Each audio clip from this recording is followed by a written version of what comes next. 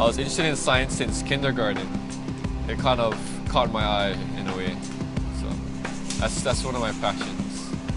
Since we're part of the KaHana Future Academy, which is a Hawaiian academy, we get to go out and study about the natural things that happen for physics. I started to learn genetics now with the dominant trait and how they cross-pollinate plants and get different colors.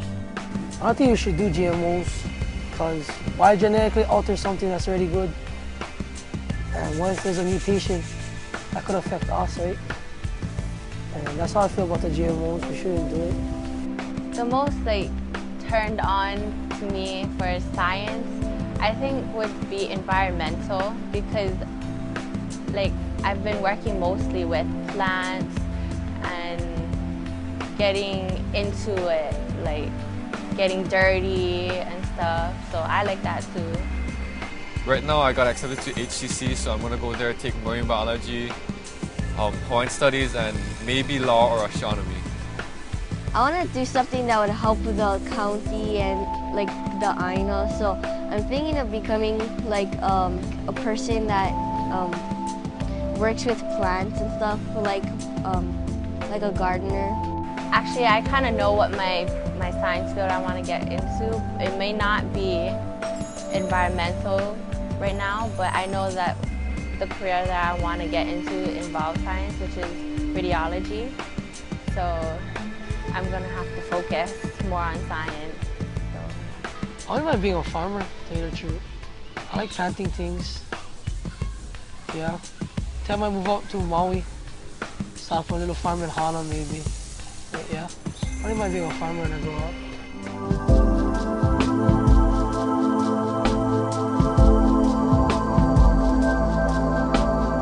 We was working in Kolave, and me, my agriculture teacher Murakami, and my 3 other friends, and we planted 3,600 plants. And we also helped with the Healthiest building, the peely grass roof. We also would help with restoring, watering all the plants that was already there. And yeah, that's what he's doing. We've been around Papakalea, which is our ahupua'a, and we study the place over there before we can travel to other places, so we know where we come from first. And you can just go around and just pick things off the plants and just eat them and just experience what they taste like and other kinds of stuff that you never ever knew that existed. Learning about the poe and how it's made, and went up to the mountain to make plant core trees so we could make the island more complete, I guess. The fish ponds, they work, it's like engineering. They use the currents, the moon phases to know when fish are going to spawn and how big their gates need to be. So that's using astronomy and oceanography in modern sense. So yeah. No matter what subject you're teaching in class, even if it's math or something, you can go outside, count leaves or rocks or something, you know. I think outdoors would be the best place for a class. Learning science outside the classroom, I think it's the best way to learn, because you get hands-on with the activities, and it sticks in your head more than it does when you're reading a textbook. Because you remember what you did and how you did it, and then you not only do it, but you find out how it's done, how it works, how the chemical reactions work to make a certain molecule or chemical or something.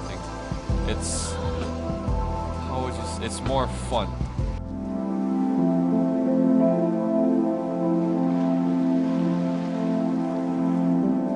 We should malama the Aina for future generations, to respect and take care of the land. Work together, make new friends. When also you look around many places, you see different plants and trees, and you learn more from everybody. Like how I learned from Emery today. Like there's different trees that are going extinct that we don't even notice it. And they're dropping lower and lower every day. You show Malama where you come from and take care for what you got, because when it comes down to it, you can lose it all. And this is the last sanctuary left in Kauai for Hawaiians to grow their ag, to practice their ag lands, and also learn how to plant taro. When you start nurturing kalo and growing it, like, it teaches you values, because in order for you to stay alive, you need to have sustainable food. So if you take care of haloa, haloa will take care of you. So in other words, if you take care of your kalo and tend to it every day, water it, make sure there's no weeds, then it will give you food in return. Like, it will grow big, grow good, and it will nourish you.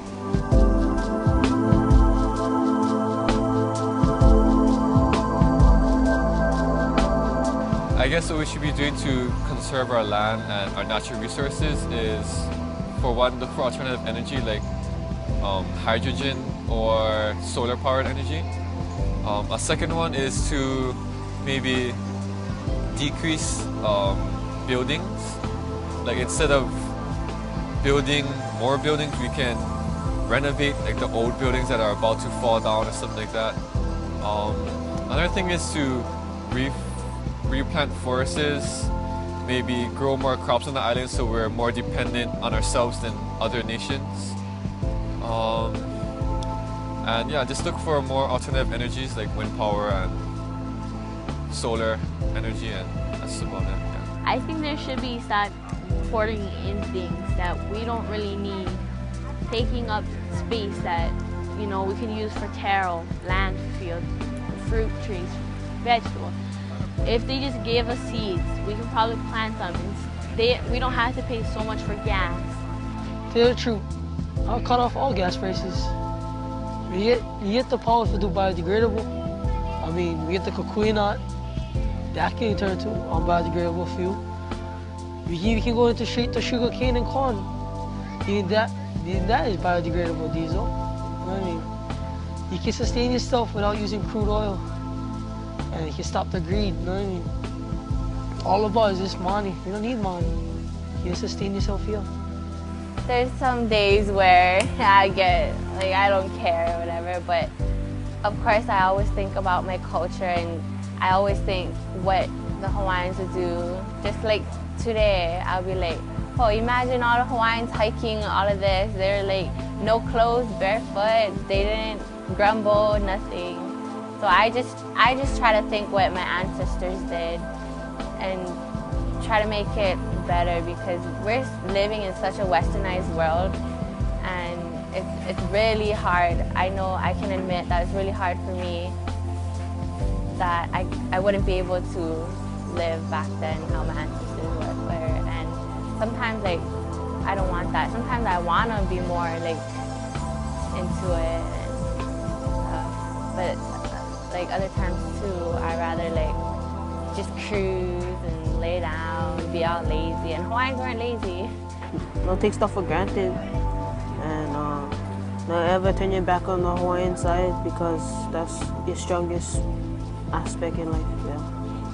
When you grow up, all you get is Hawaii. I mean, you can't go to nowhere else. And we're not like the mainland. Like, if you have problems city, you can just go back home. Huh? This is our home, so you gotta learn everything you got now, because when it's all gone, you're gonna miss it.